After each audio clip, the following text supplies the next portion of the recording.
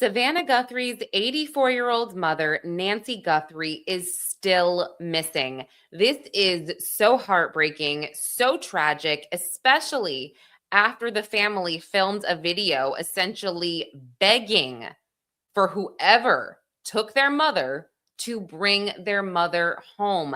Nancy Guthrie is not well without her medication, and there has been a lot of new developments over the last couple of days. I'm going to unpack all of those right now, but I want to start off with a claim that was made by a journalist, and this claim was not supported by police, and it seems to be a point of contention. And I will give you my full opinion. I don't usually do that, but the claim was Ashley Banfield had reported on her podcast, and this was pretty much the day after the news broke that Nancy Guthrie had gone missing. Ashley Banfield reported that she had a law enforcement source that said to her that Savannah Guthrie's brother-in-law was the main suspect. And this is Savannah's sister's husband, who is an Italian guy. And, Savannah's sister and her husband were reportedly the last one to see Nancy Guthrie. This brother-in-law reportedly drove her home that night. So Ashley reported this, and the next day, law enforcement, the Pima County Sheriff's Office, puts out a statement saying, we have no persons of interest. There is no one that we are looking at right now, kind of like everyone's a suspect, whatever. And that's pretty standard. I have to say, when law enforcement says that, it generally means that they are investigating, and anything that you hear, anything that, your neighbor hears, kind of keep that to yourself while the investigation is ongoing, as to not do any type of damage. So there were internet battles here. I want to say, like, a lot of people were like, why would she say that? Why would she say that if it's not true?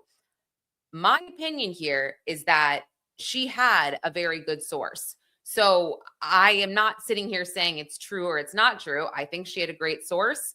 I think that she jumped the gun on that information, because I have to think that there is a reason law enforcement is vehemently denying the fact that they have a person of interest, or the brother-in-law is the person of interest. I mean, number one, you don't normally name a person of interest if you're investigating a case, because it would tip that person off. And if they did not work alone, this person, they're going to tip off their confidants and their accomplices. So it's not in anyone's best interest to sort of say, hey, this is the guy they're looking at, before there's an arrest, especially if, you're not entirely sure, because this is a family member of Nancy. I mean, this is essentially affecting the family. And so I don't think that was Ashley Banfield's intention. I mean, I understand it's a rat race to get all of the information out. I just was nervous that, it would somehow affect the investigation, because look, we are well past 48 hours. And this is not good for Nancy Guthrie. She takes medication that she needs in order to survive. She is not very mobile. She walks with a cane.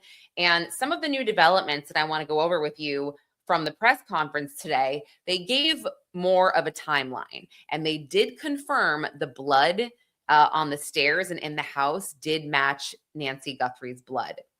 So the Nancy got home at 9:48 a.m. because they saw the garage door open, and reportedly her son-in-law dropped her off. By 9:50, 2 minutes later, the garage door closed. So they are assuming she goes inside. By 1:47 a.m., the doorbell camera disconnects. By 2:12 a.m., the software disk, it disconnects.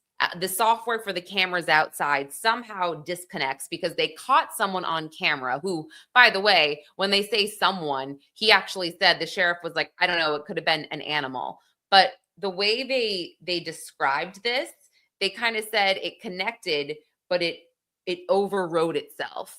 And he kind of skimmed over this and he's like, yeah, forensics is trying to explain this to us, whatever. But I'm like, what's the point of having a camera if it captures something and then immediately overwrites itself, like a surveillance camera? Like, I live, in New York City, I live in an apartment, so I don't have a surveillance camera or a ring cam. But if I did, I wouldn't want it to overwrite itself. It's weird. Okay, so then at 2:28 a.m., her pacemaker disconnects. So so sad. And then by 11:56 a.m., her family realizes, she's missing, she's not at church. And at 12:03 p.m., the police were called. And that's sort of when the investigation began. And I also want to add, let's talk about the ransom notes for a minute. There was one arrest. There was an imposter arrest. So the imposter is a California man, and he is now facing criminal charges after allegedly demanding Bitcoin payment from the Guthrie family. His name is Derek Kalalea. He's 42 years old, and he's charged with transmitting a ransom demand related to a kidnapped person and anonymous interstate communications intended to harass or threaten. Look at those federal charges. Bet he didn't see that coming. During the press conference today, the FBI said, yeah, we are not messing around here. So they were able to trace the text that he sent back to his IP address, to his house. Like, what a dumbass. But that made me question, why can't they do the same with the other ransom notes? It's like, are we getting closer?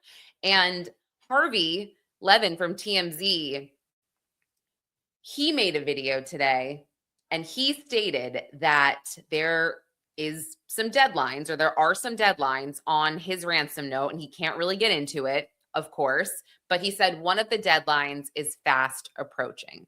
So I don't know what that means. That is pretty scary.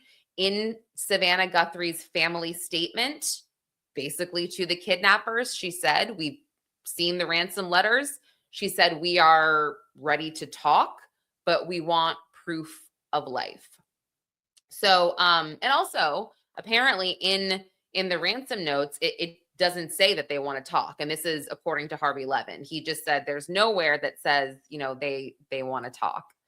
So at this point, every single hour is critical here to the investigation. And I have been praying, I have been just racking my brain at who could have done this. And look, I'm not saying that Ashley Banfield's, her source is not credible. I'm just saying I don't think they have enough information or evidence to prove this, if that is correct. And also, if they, she reported they towed his car or took his car and impounded it for evidence. I mean, there's a bunch of journalists on the ground. No one has seen that happen. That doesn't mean it didn't happen. No one has seen that happen. Additionally, if law enforcement were to take that car, would that be, I guess, a big deal? If that was the last car she was seen in or was in, maybe they took it to sweep for evidence, fingerprints, any blood. I mean, generally they would need a search warrant for that, as well as, I'm sure the family was like, here, search whatever you want. But yeah, I'm going to play just a clip from the press conference today that the Pima County Sheriff's Office gave. At this time, we have not identified a suspect or a person of interest in this case. We are working our best to do that. But to be clear, we have nobody of interest or any suspects that you would consider a prime suspect. We're just not there. Okay, so basically, again, what that tells me is, they are still working on this case and they cannot reveal anything further because it will damage their investigation. Law enforcement doesn't owe us anything. I mean, it's crazy, it's annoying, but that's just the way it is, and that's what I've learned. And it's crazy because even if you are a mother of a missing child, even then law enforcement's not going to share everything with you, which seems Insane, but that's just the way it is. So the FBI is now involved in this case, and they have offered a $50,000 reward for any tips that lead to an arrest or to the discovery of Nancy Guthrie. They keep saying that, they hope she's alive, and they are, they're treating this, obviously like a rescue, not a recovery. But I am just perplexed because she hasn't had her medication, and they've stated a few times that if she doesn't have this, that it could be fatal. So yeah, I'm sure there's a lot that they're not telling us. I'm sure that there is. And I keep going back to the fact that, they are not saying to the public, oh, you're in imminent danger, lock your doors. And they've addressed this. They're just like, yeah, there's crime here all the time. Why would why would this be any different?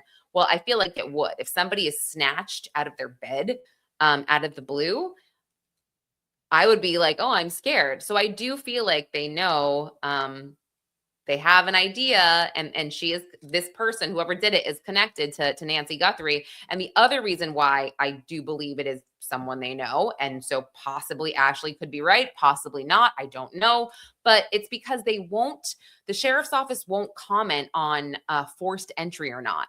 So he's like, we're not going to talk about that. We're not going to talk and say that it was forced entry or it wasn't. Okay. I mean, why not? Right? Why not? So it sounds to me like maybe there wasn't forced entry. So again, they know Nancy. We'll see. This is incredibly heartbreaking and incredibly perplexing. So anyway, thanks guys. Thanks for watching. Stick with us here. We are following this case, and we are praying for the Guthrie family for Nancy's safe return.